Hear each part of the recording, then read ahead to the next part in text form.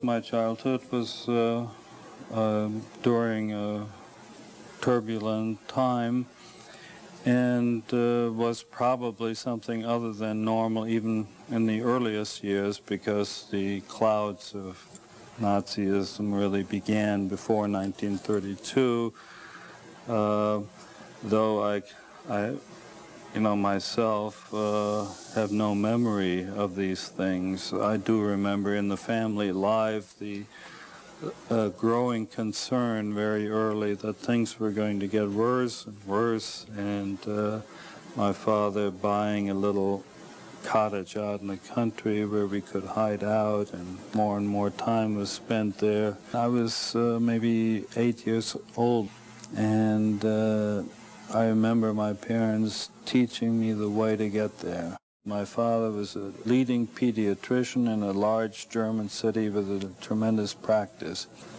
These political events begin to happen. They get worse and worse and worse, and people, and how many millions of people said to themselves, it's going to blow over, it can't get any worse, it's got to get better. And at what point does one say, no, I'm going to leave all this to an uncertain future? My family felt itself to be German.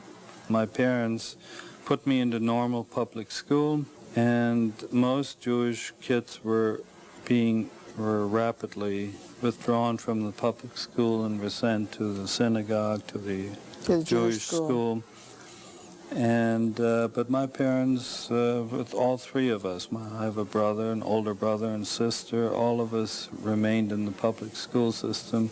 But I did not have what one might call a life full of youthful activities, because that was the first place where everything was closed out. There were no camps, no after school activities. After school activities. That was all the Hitler Youth activities at that time, and I was not permitted to be in it. I was sort of isolated very much, and being the only Jew in the school, I was very much intimidated. I was physically rather strong, and I was able to defend myself physically from You mean there were actual physical fights? Oh, yeah, there were regular fights. And I was able to gain some sort of personal respect by being big, kind of, and being fighting back. Fighting back and keeping them off me that way. But it was not a pleasant thing, nevertheless. How about relationships with teachers? And some teachers were just terrible. Because you were Jewish? Because I was Jewish. In what way were they terrible? Well, they used to beat me up. I mean, physically beat you up? Physically beat me up. One teacher regularly used to take me into a room outside the classroom and used to really beat me.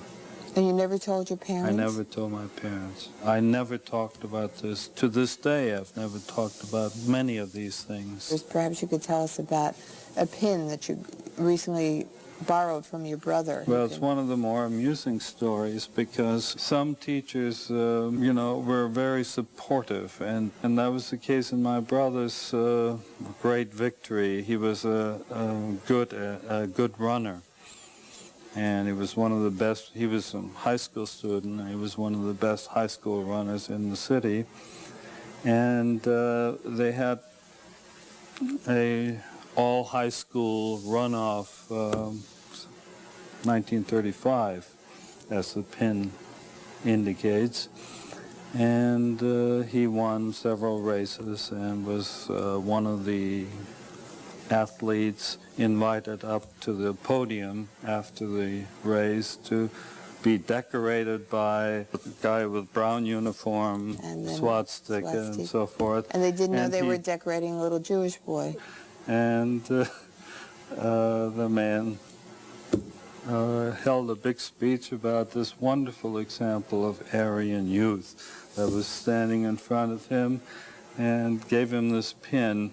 And only after that did some of the teachers in my brother's school begin to debate the issue of whether it was proper to have had him participate in this race, and in future years, in the 2 years that were left, my brother was excluded from that activity. Now, what happened to you? How did you emigrate? What were the circumstances there? Well, the circumstances were very lucky for my family. I mean, I was unusually lucky. Many others were trapped who didn't have that constellation of good fortunes that was heaped upon my family. Did you leave your grandparents behind? Yes, of course. And I have very harsh feelings to this day about, kind of an abandonment. They didn't I can survive. imagine my parents were terribly injured by that. Did they go necessity. through the camps? They went, one grandmother died just before we left Germany, just a few days. And one grandfather died of natural causes before the other two were taken away to camps and died in the camps. In the camps. Did you lose other relatives in the camps? Many other relatives, dozens of relatives. Anyone that you were very close to? No, well, my grandmother, who... Your mother's mother? My mother's mother, I was extremely close to. But there were many other uncles and cousins. One aunt of mine got out to Israel at that time. But virtually everyone else who was left in Germany either died in concentration camp or escaped from the concentration camp and who got out of Germany. The family was totally scattered. It was a large and rather close family. I mean, distant cousins and whole large groups of people used to meet once a year at least. They all were settled in an area, let's say the size of Rhode Island. So they would have family reunions. And there were a lot of family reunions, and there were a lot of closeness. Everyone knew each other, and the kids got together once a year. And these people all scattered, they're all over the world. But I mean, I was, of course, feel very fortunate and somehow feel some of that survivor's guilt, that is to say, having deserted people, even though nothing could be done at that time. There's a certain feeling of guilt for just being alive. After so many close relatives die, that becomes a major problem in life. I mean, one of the survivor problems that one has is that these people die and you don't know of it. I mean, so they, in a certain psychological sense, they don't die at all. They have never died, they're never mourned. You haven't grieved. So right? you haven't grieved, they suddenly disintegrated. They are no more, but you are not aware of their death. And that's one of the terrible, cruel things I find I have difficulty dealing with in my older age now. I mean, I repressed all that for many years, and now,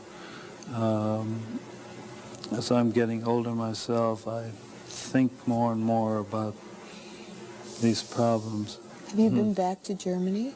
I've been back to Germany many times. To your hometown? Yes. How do you relate to that? Strangely sentimentally. With all the I was always surprised. negative things that happen. Despite all the negative things, and I do not visit any people there. I do not. I look at places, and I remember places from my childhood.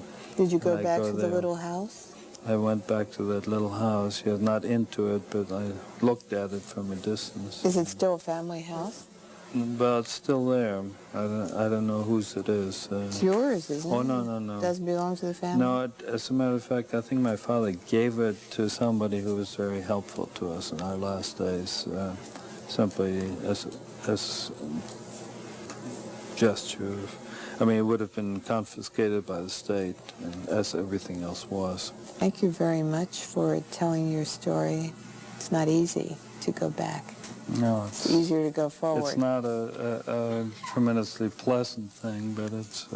I do think it's important that even these minor little things. I mean, after all, I'm only peripherally involved in all this. Nevertheless, these things. History is made up of the minor things as well as of the major catastrophes. That's right. It's part of a whole. We thank you very much for bearing it. Well, thank you for having me.